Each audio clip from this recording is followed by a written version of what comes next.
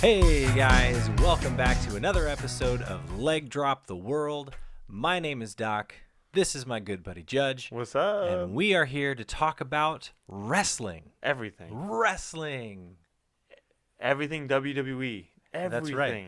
So if you guys aren't familiar with the videos we've done, generally we do recap videos that we go over Raw. We do a video specifically for Raw. We do a video specifically for Smackdown. And then we do a 205 Live and NXT video. Yep. But we are going to try something new where we just recap the whole thing. Everything from top to bottom that we saw throughout the week and that you saw throughout the week. Or maybe you didn't see it, but you can hear it here. Catch up with us. So anyways... if you have seen our videos or if you haven't seen our videos, it'd be great if you could take a moment and hit the like button, hit the subscribe button on YouTube. Oh, yeah. It would help us greatly. It would. And then you hit the notification button. That way so you know exactly. when we upload. Yeah, it lets you know that when we upload videos. We also have a Facebook page, a community page, and we are on Instagram, like a couple of hip people, hipsters, a couple of hep cats. Yeah, that's yeah. I don't know how old I am. Anyways, with all that out of the way, all right, let's talk about wrestling. WWE. Yes. So should we start with Raw? Let's start with Raw. Let's this happened run on it down. Monday, May 1st. May Day. Cool. So we start off with Alexa Bliss addressing the division, the women's division. Yes. Not bad. Not bad. She did really good. Yeah. Mike, I thought. Yeah. So then a brawl breaks out. Yeah. She's good. Sorry. She is referring to herself as the goddess. Yes, it's true. She is the goddess of Raw. I think it's because Charlotte was the queen. Yeah, and you can't have the queen anymore. The queen is dead. Yep. And the goddess is now here. So yeah, that led us to a brawl, which then led us. So it was a brawl with everybody was there. So then a brawl happened. So then we had Alexa Bliss, Nia Jax, Alicia Fox, and Emma versus Bayley, Sasha Banks, Mickie James, and Dana Brooke. Boom. Okay. The match that they had... Alexa Bliss's team won, by the way. Yeah, the match that they had was actually not bad. It was fine. Honestly, I gotta say, I was impressed with Foxy. I was impressed with Foxy, and I kind of was impressed with Dana Brooke a little bit, too. There were some spots that she had where I was like, ooh, but I thought she did pretty well. I thought that one of the funniest things of the night was when Alexa Bliss was asking for the tag. Yeah. You could hear Alexa Bliss, asking for it. And Alicia Fox is just like, she's like, come I'm on! trying! Yeah, Alexa Bliss is like, come on! I'm trying! It was great. And it was like the microphones were right there. It was good. Yeah, it was really, really funny. They did a better job recording that than some of the backstage people, like recording. That's backstage right. interviews. Yeah, I think just in general lately, there's been a problem with where the interviewers are holding the microphones. Yep. And sometimes you catch what they're saying, and sometimes you don't. Yeah. So then we go to Luke Gallows versus Enzo. Mm-hmm. Luke wins. We don't really need to talk about this match because it's been done before. Yeah, it's been done multiple times. And it was just boring. We've seen Luke and Enzo in the ring before. The only thing of note, for me at least, was the fact that apparently they're letting Enzo do the punt, the soccer kick. That happened at Payback. He did the fast pitch punch, which I think is what it's called. Oh, that's right. He winds up like he's gonna pitch, but he punches instead. It's just the match itself is just not great. It was just kind of like a. I love the club. Yeah. I love Luke Gallows. I love Carl Anderson. Yeah. I'm a big fan of Enzo and Cass. I'm done. Yeah. I'm done with this whole feud thing. Yeah. Get over. I'm done. No more. Then we go to Dean organizes a #1 contenders match with Finn Balor, The Miz, and Seth Rollins. They're all in the ring. Dean just comes out and calls Kurt Angle. And just organizes this Not match. a whole lot of Kurt Angle. Which is the main event.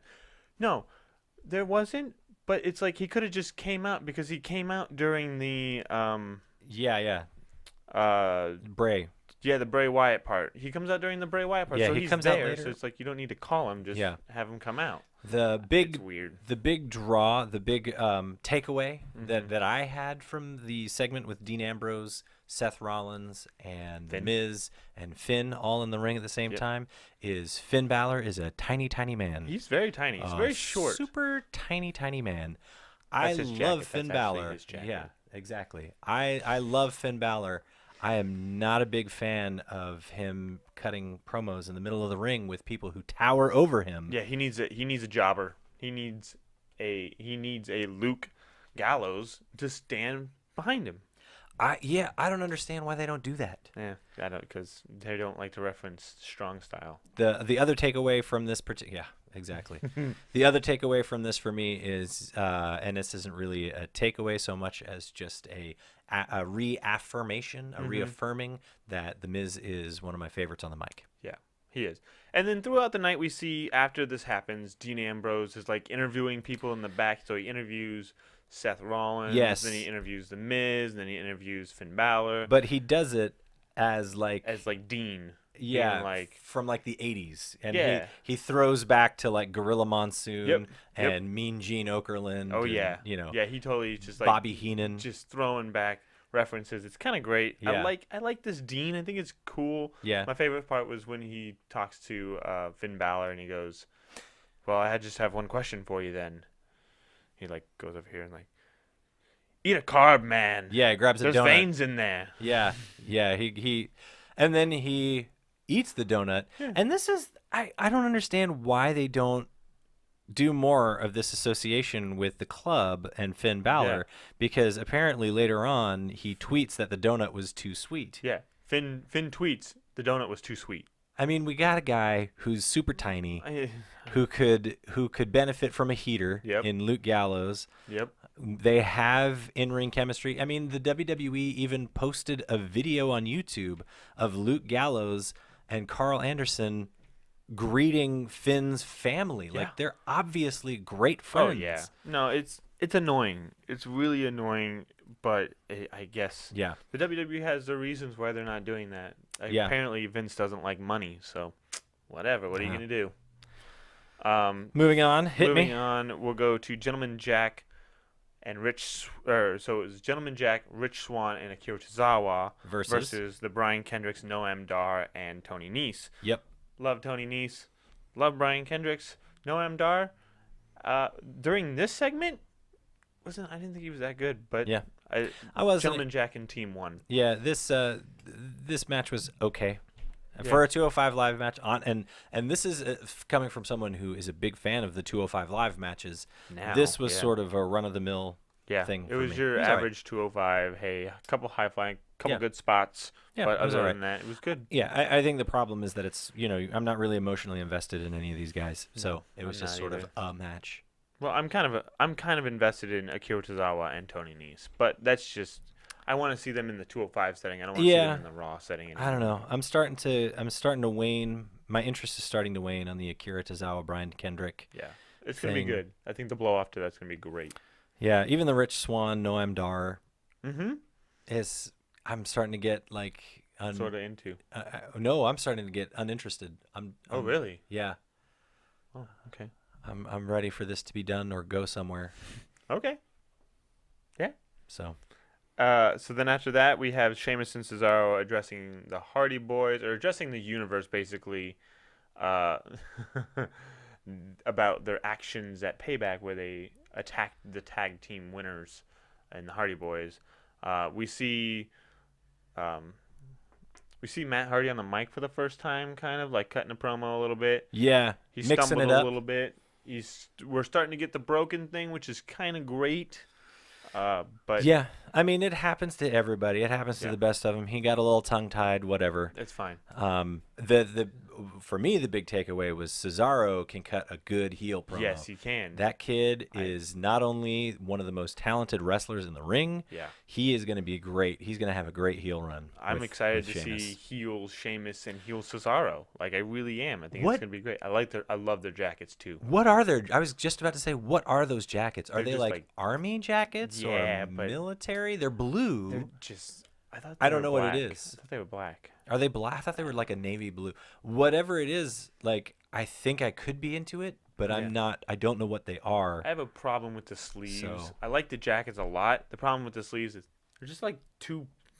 It's like a little kid in a jacket. I mean, I'm down. Sleeves are too big. I'm down with them as a team. I'm down with them as characters. I love Cesaro. I'm a huge Cesaro fan. I thought it was really cool when they started wearing the kilts. I want to like the jackets. I just don't understand them. I don't know what they are. They got to find better fitting jackets, and I think you'll be into it. Yeah. And then they also need to work on their timing when they say the "We are the bar." Yeah, they thing. go. We are the bar. But it's like one of them's higher than the other one. Yeah, like, and the talking is mistimed and stuff like that. It's weird. Just work. It's fine. It's stuff that will come natural. I'm very excited to see where this goes, though. Yeah. And I'm very excited to see Cesaro have some like depth to his character. Yep. So yeah. Then we go to Apollo Crews versus Heath Slater. Apollo Crews wins, beats Heath Slater, and apparently Titus O'Neil doesn't like the fact that Apollo Crews is talking to Heath Slater before their match, and then Rhino gets involved. It's just like this weird thing where Apollo Crews, Titus O'Neil is trying to convert Apollo Crews into the Titus brand, and I'm over it. I haven't even. Yeah, he's trying to pull like a manager deal, like trying to be his manager. It's fun, like it's funny. But honestly, some of the funnier things are, the funniest thing is Rhino. Yeah. Oh, yeah. Rhino's hilarious. It's supposed to be a spot that, like, features Apollo and the Titus thing. But my favorite thing is friggin' Rhino with his cheese crackers. Like, yeah. I love it. It's so great. It's really funny. Yeah. So, I mean, there's a couple good spots in this match. Apollo Crews is really, really, really athletic. Of course, yeah. And he always has been. Great. He's been great. He's just that his character, the writing for his character hasn't been great. So up to the next tier, please. Hopefully this up goes to the next tier, please. Somewhere. I don't know. Yeah, hopefully. So then we go to Bray confronts Kurt Angle. Yep. Bray is just like, hey, I'm gonna go take over the show, and then Kurt Angle's like, no, I'm the general manager. This is my show. Yeah, and then Bray's like, that's funny, but like, this may be your show, but I'm the eater of worlds. This is my world. Yeah.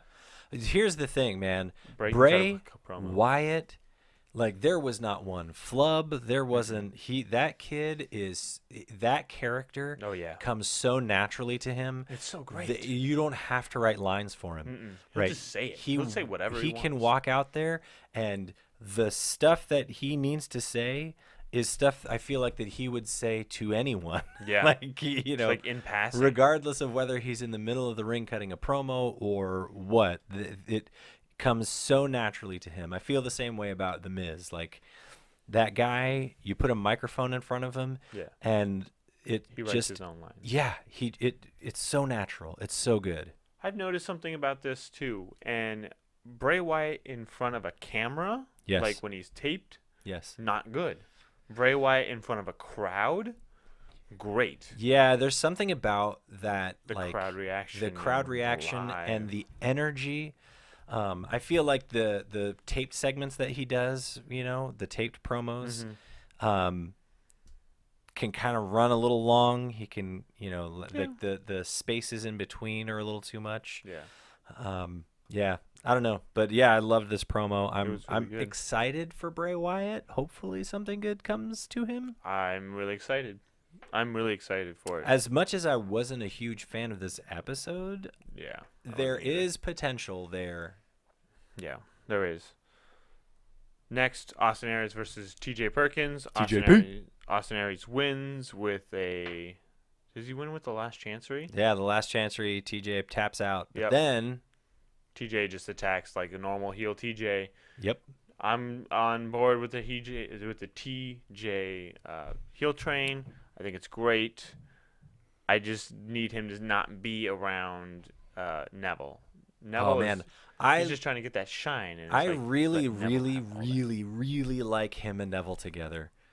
I love it, and I'm really loving Neville and his the way that he's been talking with TJ. It's really good. Yeah, I like it. I've been a proponent for TJP. just because I like his in-ring work. Not a huge fan of his character. I was excited to see what a heel turn could do for him. Yeah. And the way that him and Neville are playing off of each other is really, really good in my like. I'm more excited to see what happens with TJ Perkins and Neville than a lot of the main storylines on Raw. So I just need him to get new attire because I think I still associate his attire with old TJ Perkins, and I don't like that. So I think if once he gets a new attire and new ring entrance, I'll be okay with it. Yeah. That's all I need. So then on to the main event, which is the number 1 contenders match. Yep.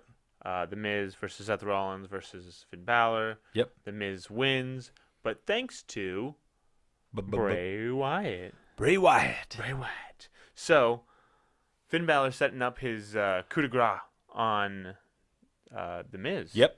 So he's setting up his coup de grace on the Miz. Lights go out. Lights come back on.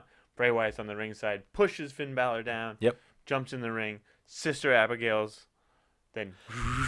But here's the thing. Before he Sister Abigail's Finn, right.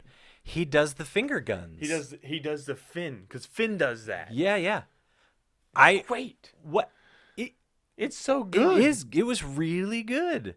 Just to have him show up, knock him good. down, finger guns, Sister Abigail, lights go off. No kiss?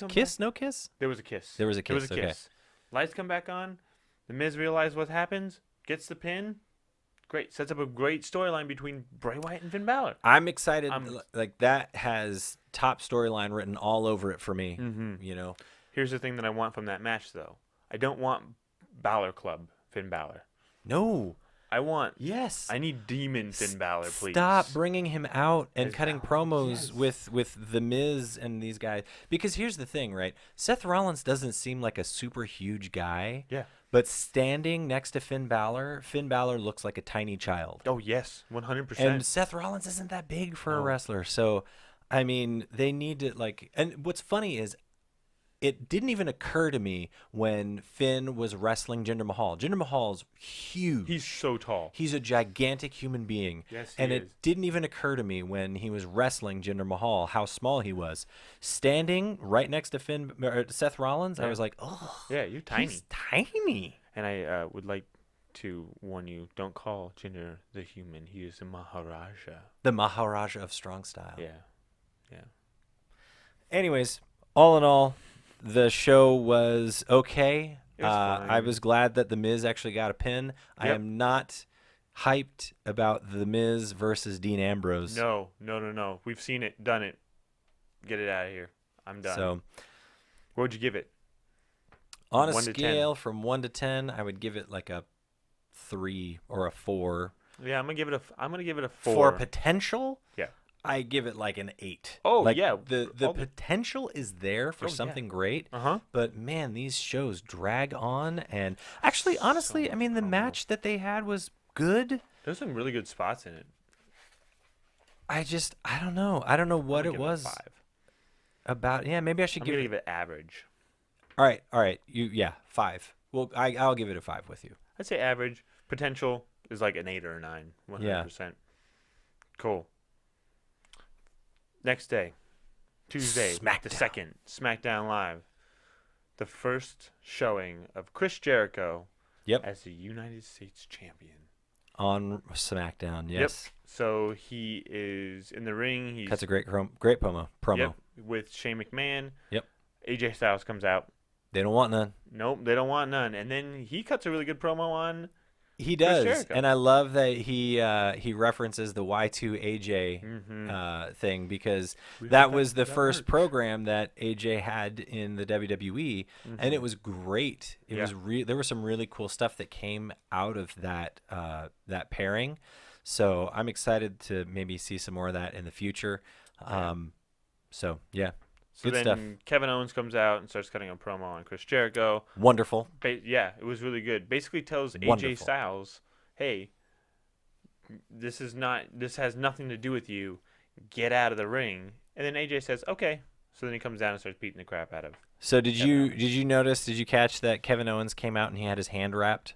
Yes, and I was worried because when he first started coming out, I didn't see the hand wrap. Yeah. So I was worried. I was like, oh, did they just not? Yeah. Is that not a thing? But yeah, I'm glad he that came out with his was hand wrap because to kind of reference the match that they had at Payback where Jericho smashed his hand between the ring and the stairs. Stairs. Yep. Yeah, great promo. All three of those guys were putting in great work. Yeah. And Shane McMahon was there. Yeah, he was just there. He was just feeding off the light. I don't understand. Like, I want to see more of Kurt Angle on Raw. Yeah. And I really couldn't care less about Shane McMahon on SmackDown. I want to see more of Daniel Bryan, but he's got a kid coming, so I understand why he's not there. Yeah. I mean, yeah, he generally, although they were pitting me against Daniel Bryan because I was in the corner. I was in the Miz's corner firmly. Yes. So I don't know. I'm worried that if they bring him back, they're going to make him say things that I don't agree with. So then, before this all happened, we get like a video clip of Jinder Mahal taking photos with the belt. That's right. There's like a backstage segment that the whole thing kicks off with. Take a picture. I'm going to be on GQ. Take a picture. Hold it like this. Shane McMahon says what I thought that he would have said before the House of Horrors match. Yeah. Hey, can we have that title back, buddy? Yeah, and what's kind of funny is he just kind of comes up and goes, "Hey, titles are earned, so you have to earn this title. So can I have it?" And Jinder's just kind of like, and he gives it to him. Here you go. You couldn't have said that on Saturday, buddy. Yeah. Yeah. I mean, this just goes back to what you were saying, but I thought it was good. I'm excited to see more Jinder, which then leads me to the match that happened, which was Jinder Mahal versus Sami Zayn. Good match. Jinder Mahal won with the help of the Singh brothers. They were there on ringside. Why are they allowed to just like hang around ringside? Because they need the help. The Singh brothers need help. They need to be relevant, and the way that make them relevant is put them with Jinder Mahal. I think he's strong enough without him. And I think most wrestling fans knew from the very beginning that Jinder Mahal was going to win that match because the Singh brothers, the Bollywood boys, are just standing around out there. It's like, of course they're going to get involved. Yeah, 100%. So I don't understand why, like, at least hide them or something. Yeah. I don't know why they just got to hang out. Yeah, I agree. There was a couple of spots in this match which I don't know if it was Jinder's fault or Sammy's fault. It's never Sammy's fault. Yeah, well, I think one of them might have been Sammy's fault. I think one of them might have been Sammy's fault. But nope. I do not accept. I thought it was actually really good. I think Jinder showed off his potential to actually give Randy Orton a good match. I think it's setting up for a really good match, and I'm excited for it. But that's just me. I wish that I could be as positive as you. I mean, I thought the match was okay. I don't think that the match with Randy Orton is going to be good.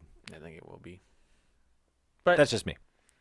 It can't be any worse than the next match that came up, which was Ty Dillinger versus Aiden English.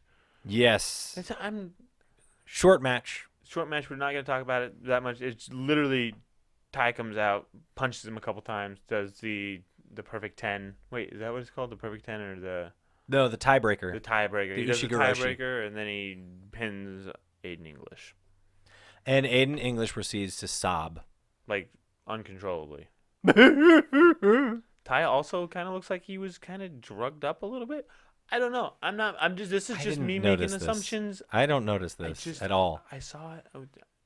Ty, I'm sorry. You look tired, man. You look really tired. You said the same thing about JBL, though. Dude, get that guy off of my television. Yeah, he needs to go. He was JBL actively making SmackDown worse. Yeah. Like, I understand that he's the heel announcer, but have a little decorum. Like, Corey Graves is the heel announcer, and he is like light years better than JBL. Yeah. The idiocy that this guy spews to try and justify the heels, like, I get it. Like, there are heel announcers. Jesse the Body Ventura is one of my favorite announcers of all time, but JBL is just like the words that you say don't make sense. Stop saying them. It's so bad. So it's really bad. I don't like him. I'm not a fan of him either. I think he brings the program down. I think Corey Graves and Tom Phillips should get to announce everything. In the WWE. They are the announcer. They are the WWE announcers. Everyone else goes home. You're fired. Yeah.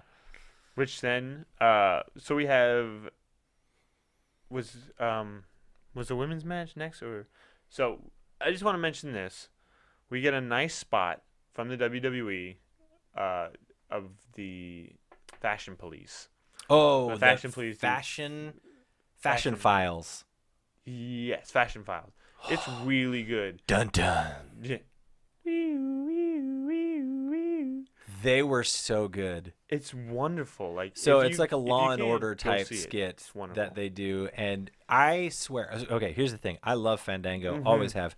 Tyler Breeze. I feel like he could actually be an actor. Oh yeah, 100%. I mean, it was cheeky, and it was it was a little on the nose. Yeah. But man, some of the faces that this kid did were hilarious. Yeah. So yeah, exactly. Fandango holds up the thing. He's talking about the Usos, and he says they're twins, and like Tyler Breeze takes like just a beat, and he's like, identity theft. Yeah. And just the face, and then later on, what was it? Oh no, he was counting up all of these like violations, and just his face while he's doing it. Yeah, it was great. Although I think Fandango had my favorite line, which was when Tyler Breeze says Chicago, Fandango says, the old windy apple. Windy apple. My favorite was when Fandango goes, oh yeah, they're just walking around the back like they just own the place. And then Tyler Breeze goes, jaywalking. And then Fandango goes, Jimmy walking. What? Like, who came up with this? Whoever came up with this, get a raise. It was because gold. That was awesome. It was gold. I loved every second of it. In fact, I watched it twice. I rewound it and watched it again. Yeah, I did too. It was really good. Yeah. Leads us to the Carmella and Natalya versus Naomi and Charlotte Flair. Yeah. Now, we did get a little thing backstage where Becky Lynch meets up with Natalya and Carmella and Tamina, and Natty asks Becky what side are you on? Yeah, to join their side, that Charlotte is, just riding Ric Flair's coattails and cashing in on that that connection. Becky kind of looks like she's going to consider it, although I don't know that I believed that she was actually going to consider it. I would have been very surprised had she, actually been considering it. So, but then we get the match, which is... Well, before that, the welcoming committee, which is Natalya, Carmella, Tamina, and James Ellsworth, of course. They attack Charlotte Flair. Backstage. And so, basically, it's Naomi versus Natalya and Carmella for the first half of this match. Then Charlotte Flair comes out. She limps out. Yeah, limps out. Makes the hot tag. They exchange blows. Then it's another tag. And then Carmella and Natalya win. And then they just proceed to beat up. They proceed to beat up Naomi and Charlotte. So Carmella gets the roll-up off of the distraction from James Ellsworth, right? Yep. And then so they get the win, and then so they start beating up Charlotte and Naomi, and then whose music hits? Becky Lynch comes out. Becky acts like she's gonna go. So here's the thing, though. Before we get into what happens, she kind of walks out halfway, and then she does this jog. So she slides into the ring. She pushes herself up. She does this kind of step over. It just looked really cool. I don't think I've ever seen someone get in the ring and look so cool. That's great. She looked cool. Oh, yeah.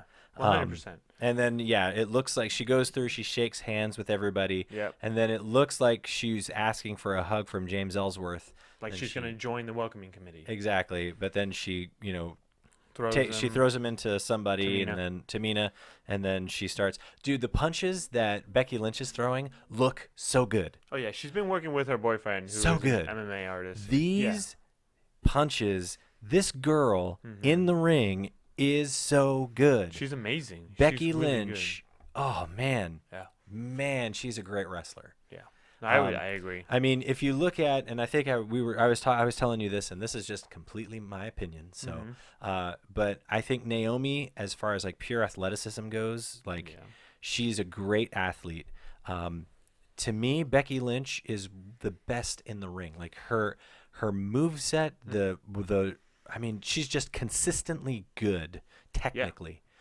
Charlotte, I feel like, is a good sort of approximation of those two. She's super athletic, and she's great in the ring. I love all three of these girls. Me too. 100%. Me too.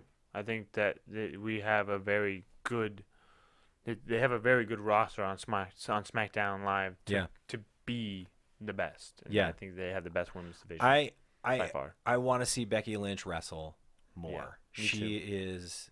I mean, just the physics that she uses, like she understands whatever it is about executing moves in the ring, whatever it is, she has it. She just has this understanding about how to do these moves, how to sell them, make them look good to a live audience, to the cameras. She's great, man. I cannot gush enough about her. She is by far my favorite female wrestler right now on either of the main rosters. Me too. After that, they kind of beat up, and then they get beat up, and the welcoming committee basically wins. They win that exchange. They win the exchange. They win the match. We move on to the next one. Dolph Ziggler versus Sin Cara. Yes. Dolph wins. Sin Cara with the new ring gear. New ring gear. It was a weird. It was a match. It was sort of boring. Yeah. The problem I feel that Sin Cara's matches have are they're just spot fests. Oh yeah. It's just here's this move over here. Here's this move up here. Here's the rope move. Here's the outside the ring move. Here's this move, and then he loses. Yeah. That's a Sin Cara match in a nutshell. Just the moves. There's no storytelling. There's no backstory to the character. Nope. There's nothing there of interest. No. So I can't even if he does execute the moves correctly. Okay. Yeah. Cool story, bro. Yeah, Actually, exactly. Cool, not story, bro. Yeah. Yeah. So, and Dolph is a great wrestler. Yeah. Yeah. Kind of stinks that he had to be in this match, but. All right. So we get into the match of Kevin Owens versus Chris Jericho for the U.S. title. Yes. Kevin Owens wins, and then savagely beats his best friend. This was a good match, I thought. Fine. Yeah, I thought it was a good match.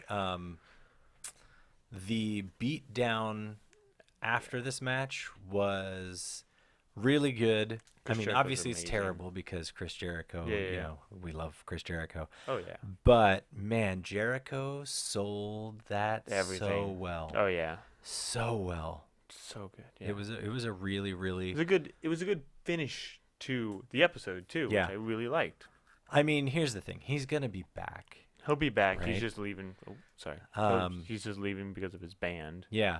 I feel like he's going to be back. Yeah. And so, yeah, this was it was a good enough,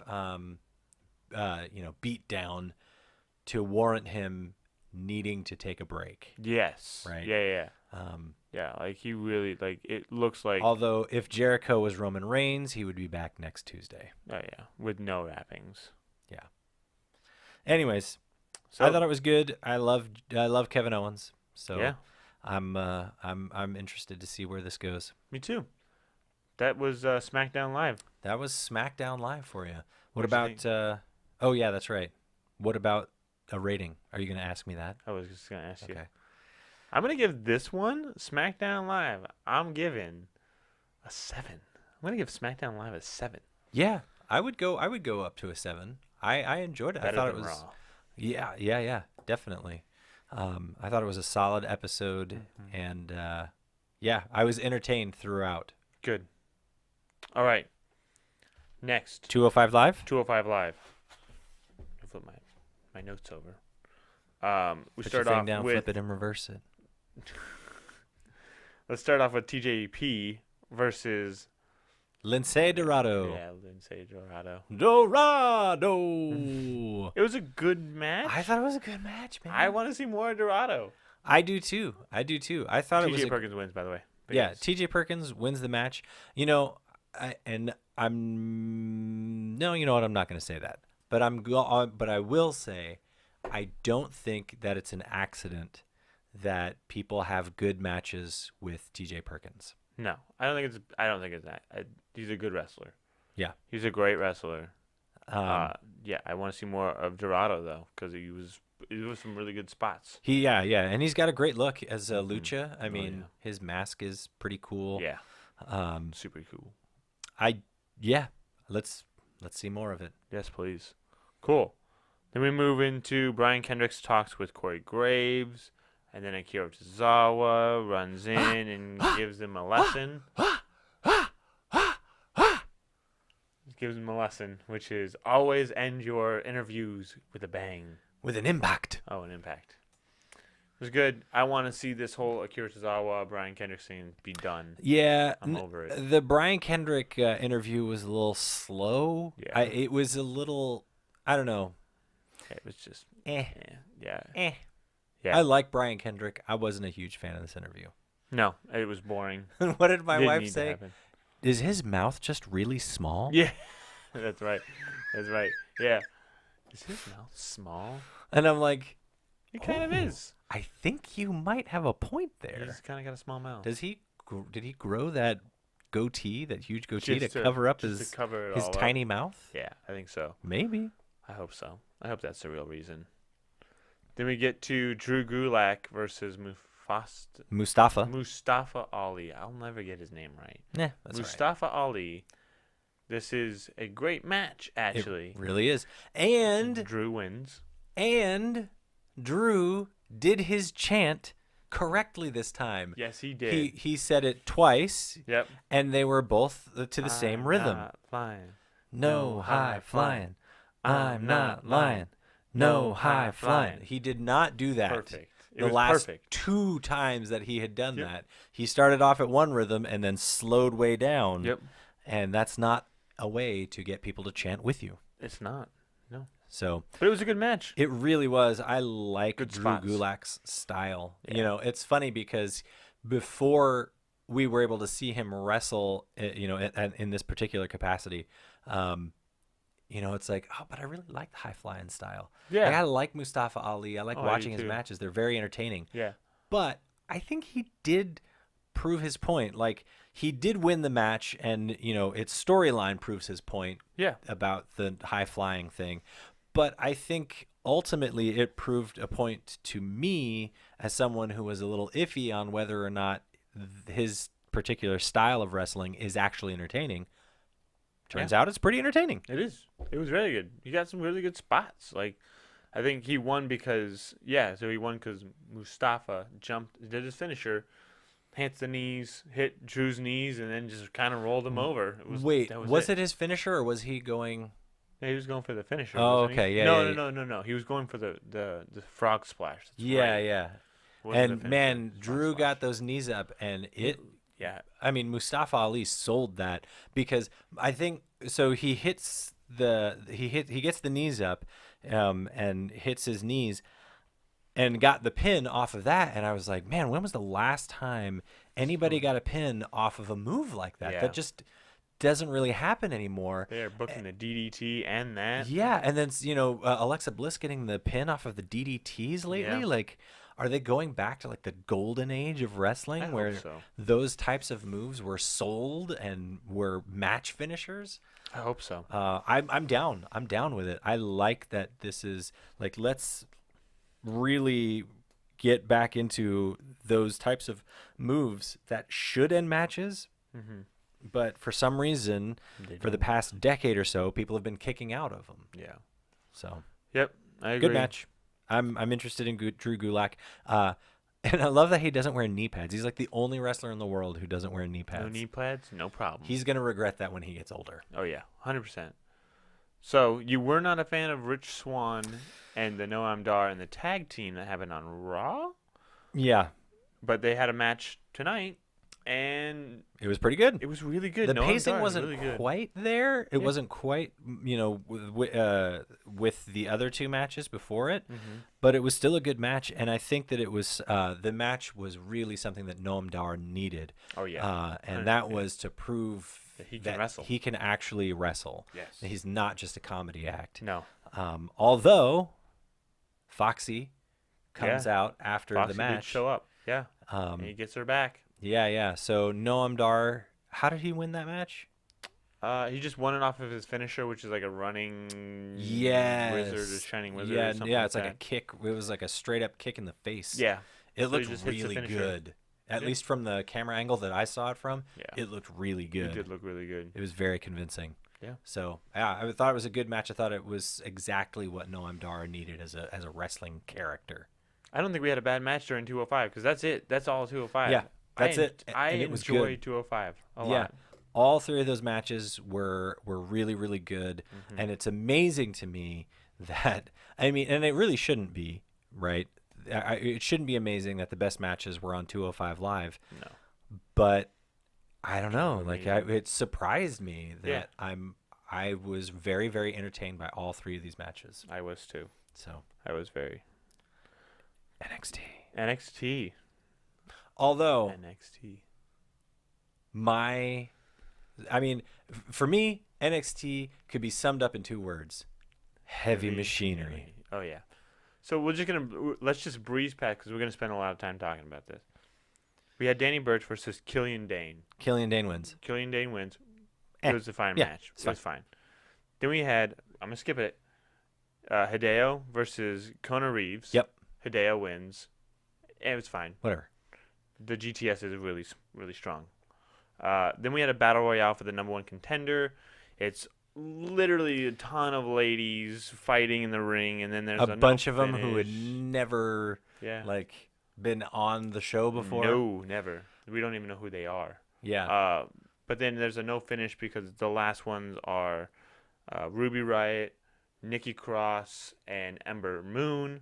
And then there's a no finish because Asuka comes out and just destroys everybody. And have actually destroyed Ember Moon. Yeah, like Ember Moon hit the barricade. Her shoulder looks like it's actually hurt. So there's that, and then Brian Regal comes out, or William Regal. William Regal, yeah. I said Brian Regal. William Regal comes out and says the championship will be defended against Ruby Riott, Nikki Cross, Ember Moon, and Asuka. Fatal four-way match. At TakeOver Chicago. Actually, so I said it could be summed up in two words. Actually, I'm going to need 4 words to sum up NXT for me. Yeah. And that is heavy machinery, Candice LeRae. Because Candice LeRae makes her debut. They didn't really do much with her, so I'm hoping next week we will actually see her wrestle. What really kills me is how we didn't even really see her entrance. No. But that crowd was chanting for Candice LeRae. The Candice. Candice. Yeah. I thought it was great. It was really good. Love it. Let's talk about some heavy machinery. Oh my goodness. They're so good. Otis. Shakes and weights. Shakes and weights. Shakes and weights. Oh man. Otis is my spirit animal. Yeah. I love that guy. And I love that Tucker is calling him Dozy. Big Dozy. Dozy. Oh. There is nothing that these guys can't do. Everyone knows that we like to hit the buffet and the weights. Yeah. Shakes and weights. Dude, I love Otis. His knees are as far apart from each other as the East is from the West. Yeah. Like when he waddles around with those knees, it's just, dude, that guy gets me. He's hilarious. He really gets me. Yeah. Well, and put the belts on him forever. Well, here's the thing. So they come out against we call them skinny machinery. I call them skinny machinery because they're tiny. And Otis literally picks up both of them, and then they do the finisher, which is they pick up both of them, and then Tucker runs and then kind of topples over the group, and then they just kind of fall 700 pounds lands on top of these poor It's a great saps. finisher. It's a great finisher. Yeah, it was really funny. Then they hand the mic, and they are great on the mic. They are so fluid. Yep. It is natural, and they call out the Authors of Pain, and I'm hoping the Authors of Pain drops the belts to the Heavy Machinery, because if they do, I will buy NXT title belts for both of us, No. and they will have Heavy Machinery on the side. You heard it here. I will do it. Dude, I will 100% Heavy do it. Machinery is like my favorite thing in the world right now. I want them so bad to be Maybe. in the main roster and just I would destroy totally everybody. wear Heavy Machinery merch if they had it. I don't know. Yeah. Do they have Heavy Machinery merch? I don't know. We're gonna find out. We will find out. Maybe next week I'll be wearing a Heavy Machinery shirt. Maybe. Otis has to have Yeah. something Yeah, out there. it is. I want to shake some weights. Yeah, dude. It was really good. NXT is like a solid 10 for me just because of Heavy Machinery. Yeah, I mean, Killian Dane, Danny Burch was whatever. Yeah. The Hideo Itami, Kona Reeves was whatever. It was good spots. The Battle Royal was whatever. Yeah. Candice LeRae didn't win, so I don't care. Yeah. True. And Nikki Cross. I'm sold on warming Nikki up. Cross. Yeah, I like Nikki Cross, I think. But man, if you stick Heavy Machinery on NXT, I'm gonna give it a good rating. Yep. I don't care what 100%. goes on the rest of the show. Me too. We want Heavy Machinery merch. We want Heavy Machinery merch. That's right. Wait, are you trying to start a chant? I was trying to start a chant like Drew Gulak. Give me 2 weeks, I'll get it. That's right. Yeah. I'll get it. You just need to make sure that this next week that you try it twice, but they both have different rhythms. Okay. I'll get that next week. Rating. Oh, 10. 10 for NXT. Heavy Machinery, man. It was like the best part. And I actually thought Hideo Itami was really good. Dane versus Killian Dane was pretty good. And the Battle Royale was pretty good, I thought. Yeah. So maybe not a 10. I'll give it an 8. How about an 8? Better than SmackDown. Yeah. I was going to go just for me, based on the fact that Candice LeRae made an appearance on NXT and Heavy Machinery made an appearance on NXT. I was going to give it an 8 because I don't care what else happens. That's all I'm interested in. Perfect. So. Well, you heard it here first. You got anything else? Wait a minute. That's my line. Okay. Sorry. Is that it? Do you have anything else? I got nothing else. Do you got anything else? So we just went over all of wrestling for the week for WWE at least. Yeah. So overall, I think good. It was a good week for WWE fans. Very good week. So, very good. Anyways, all right. Well, if you enjoyed hanging out with us, please come back and hang out with us some more. Yes, please. Hit, like I said, the like button on this video. Hit the subscribe button. Hit the notification button to let you know when we upload videos, and leave a comment. Yeah. Tell us what you think about Raw, SmackDown, 205 Live, NXT, all the good stuff. Who your favorite wrestlers are, all the storylines that you're interested in right now, the best booking that you're interested in. Yeah. And we would love to do more videos and talk about that stuff with you guys. So yes, we would. Anyways, thanks again for joining us. Thank you. Again, my name is Doc. My name's Judge. And we will see you next time. Later.